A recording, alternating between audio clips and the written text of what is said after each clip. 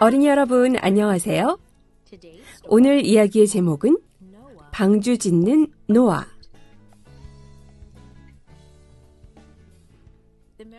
기억절은 시편 143편 10절 말씀이에요. 주는 나의 하나님이시니 나를 가르쳐 주의 뜻을 행하게 하소서. 오늘의 주제는 하나님의 가족은 하나님의 뜻을 행하기 원한다. 부모님이 심부름을 시키시면 여러분은 이유를 묻지 않고 하나요? 사랑하는 마음으로 하나요? 하나님은 노아에게 커다란 배를 지으라는 심부름을 시키셨어요. 노아는 싫다고 할 수도 있었는데요. 과연 어떻게 했을까요? 거룩한 사람을 찾아보기 힘든 시대에 노아는 하나님을 믿는 사람이었어요. 세상이 창조된 후 이제 10세대밖에 지나지 않아 지구는 아직도 젊었지요. 하지만 너무나 악해져 버린 사람들 때문에 하나님은 모두 다시 시작하기로 하셨어요. 이 땅에는 단 하나의 의로운 가족만이 남게 되었지요. 그 가족을 통해 하나님은 사람과 모든 피조물을 구하실 계획이셨답니다. 그 가족은 바로 노아와 노아의 아내, 세 아들들과 그 아내들이었어요. 하나님은 노아에게 홍수로 지구를 멸망시킬 계획을 말해주셨어요. 그리고 노아에게 배를 지으라고 하셨지요. 홍수 동안 배는 노아의 가족과 각종 동물을 안전하게 지켜줄 것이었어요. 노아가 짓게 될 배는 보통 배가 아니었어요. 어마어마하게 큰 배였지요. 길이는 축구장 하나하고도 반이 되었고 높이는 4층짜리 건물만큼이나 되었답니다.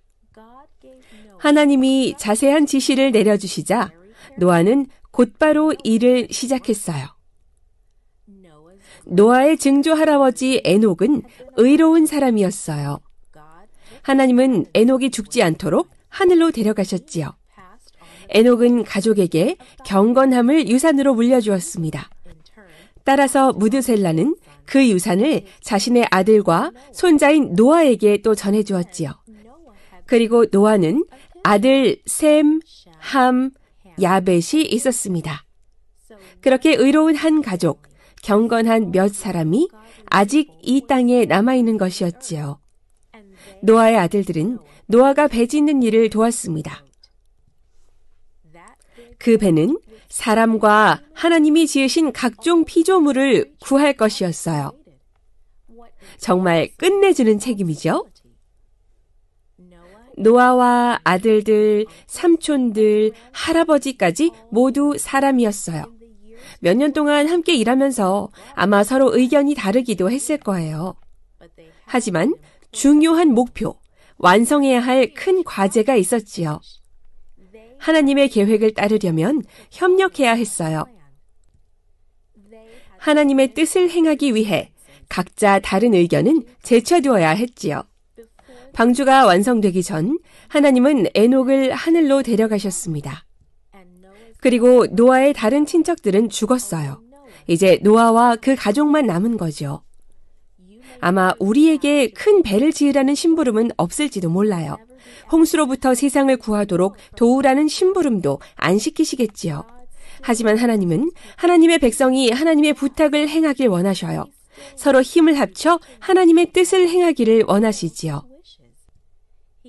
그래서 방주를 짓는 것만큼 팀워크가 중요한 일을 시키실 수도 있어요. 방주를 짓는 것만큼 협동이 필요할 수도 있겠지요. 하나님의 뜻을 행하는 것은 아직도 우리를 위한 하나님의 계획이에요. 다른 사람들과 잘 지내는 것도 하나님의 계획이랍니다. 노아에게 있어 하나님의 말씀을 듣고 하나님을 위해 일하는 것은 중요했어요. 하나님의 말씀을 듣고 하나님을 위해 일하는 것, 오늘날 우리에게도 똑같이 중요하답니다. 함께 기도하겠습니다. 사랑의 아버지 하나님, 우리가 하나님을 믿는 사람들로서 노아와 같이 노아의 가족들처럼 하나님의 일을 최선을 다하는 사람들이 되게 해주세요. 특별히 이제 안식일이 다가오고 있습니다. 안식일에는 더욱 하나님의 계획을 생각하며 선하신 하나님을 나타내 보일 수 있는 행동들을 하게 해주세요. 예수 그리스도 이름으로 기도합니다. 아멘.